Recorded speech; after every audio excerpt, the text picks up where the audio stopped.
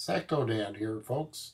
Bill O'Reilly appeared on Good Morning America today to promote his new book, A Fresh New Piece of Humanity, and talk about the mortgage crisis bailout.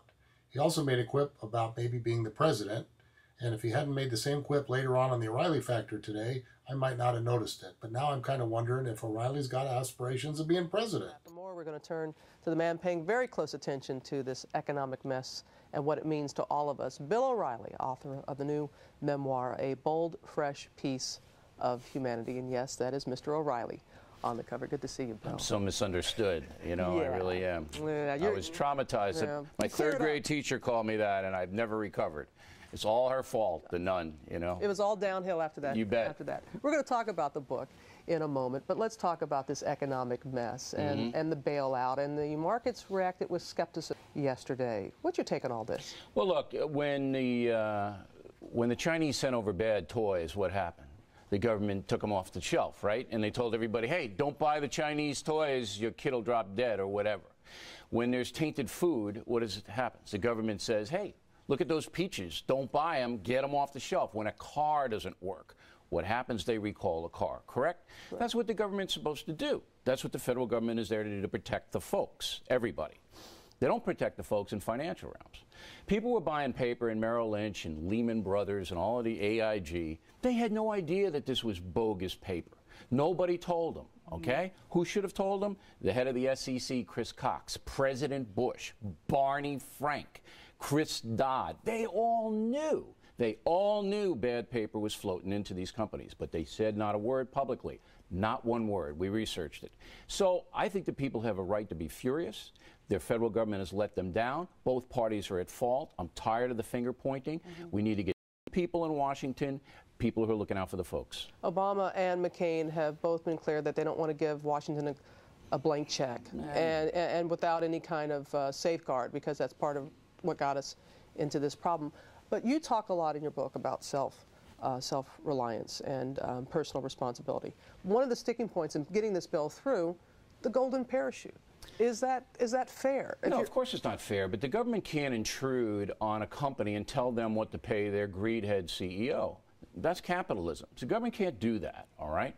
What the government can do is come out in a press conference situation and say, that company is shaky. It's buying bad paper, so you might not want to invest your money there. The government can do that. That's called oversight. What has happened to our government is that they formed a big club with the Wall Street high rollers. And if the economy's good for everybody and everybody lets the good times roll. I got that. Look, this bailout is a disgrace. I shouldn't have to pay for Merrill Lynch's sins. But what's the alternative? A depression in this country to let all of these financial things go under? You can't do that. A necessary evil. I know you have to do it. So these pinheads will hammer this thing out. What we'll pay, what we don't pay, nobody will ever know. But people should start to wise up and pay attention. Most politicians don't look out for the folks. They don't. We need a new philosophy in electing our people. Stop with the ideology, the liberal conservative garbage, all right, and get people in there who are going to be trustworthy. Well, the person that we're going to put in there in November, they're going to be debating on Friday. Yeah. It's supposed to be on foreign policy, but of course the economy is going to come dominate. Is one stronger than the other when it comes to the economy? Look, I don't know whether they're stronger. Macroeconomics is a very complicated issue. I went to the Kennedy School at Harvard and didn't even know what they were talking about, okay? But you have to hire good people. You have to surround yourself with, and then you have to have the guts to stand up and look into the camera and talk to the folks. We haven't had a president who'd done that since Teddy Roosevelt. We need not politicians, we need real people, and we're not getting them. When we were out on our train trip last week, we heard that over and over. People want answers. They don't want finger pointing, just as you said. Yeah, they just want absolute. What are you going to do? But see, if you expect these guys to go and say, I'm going to do X, Y, and Z, and everything's going to be magically good, that's impossible. That's part of it. And can we take the bad news? I mean, if they are honest with us about some things, we have to hear it. So what? If you don't take it, then you don't get reelected. At least be an honest person and go out with some dignity, you know? Let's talk about a bold, fresh piece of humanity. It's very personal. You've written books in the past, but this lets us into why you are who who you are. Yeah, it's kind of like going into Dr. Frankenstein's laboratory. Had that monster actually rise from the slab.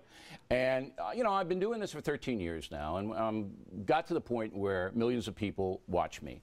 And I said to myself, look, I got to write this book. And by the way, that book cover with me on it, here's what I get. What happened? I don't want to hear that anymore, ladies and gentlemen. I'm 9, all right? Now I'm 80. That's nature. I don't want to hear it. What happened? So I decided to write the book and tell you what happened in my house in Levittown, in my school, St. Bridget's, in college, in my career in television that shaped my philosophy, that made me a bold, fresh piece of humanity. And who told you that? That was a my third grade teacher. Traumatized me. If I could sue the nun, I would, but nuns have no money. I can't sue. I'm 9. You bold, fresh piece of humanity. And she took a ruler and whacked me. That's why I'm the way I am. So that's who we should go after. Yeah, oh, it's her fault. And it's my parents' fault, too. It's everybody's fault but mine. But you talk about elect me president. Yeah, no, but here you talk about taking responsibility, personal responsibility. Yeah. So we got to take. Forget it. Forget it. It's everybody's fault but mine. I want to. There's one part in the book in particular, and it applies to everything. I was just telling you about this. I believe that overcoming fear is an essential key to living a useful and honorable life. Taming fear also trains a person to stand up to injustice. There are a lot of scared people right now in this country. My parents never overcame their fear, which was depression-based. They were raised as children in the 30s, and they were always scared. And if you live your life scared, you're not going to be able to fulfill your potential. And so I tell everybody, look, you're the best example in the world sitting here, Robin. I mean, you've had some tough knocks in the last 3 or 4 years, and I'm sure you were frightened when you got that cancer diagnosis. But you overcame that. For some reason, I don't know why, I don't know you that well, but you overcame it, and you were much stronger for it, and now a great example to other people. So whatever it is, whatever life throws you, you just got to look it in the eye, all right? And you got to either beat it or go down fighting. And that is the key to life. That's it. No matter, everybody gets it. Nobody escapes. But it's how you handle the adversity. We run from it. No, you're not going to fulfill your potential. You meet it head on. You'll either beat it or it'll beat you, but you'll go out with dignity. That's going to help a lot of folks through this economic crisis. And sure, look, we'll get out of this because the American people always do. Bill O'Reilly, you should have your own show. Oh, that's right, you do have your own show. I do have my own show, Robin. Thank you. She's always asleep. She doesn't watch nighttime television. It's a curse, being in the morning like this. Bill, thank you. Nice to see you, Robin. Always good to see you. And you can go to abcnews.com to read an excerpt of Bill's book.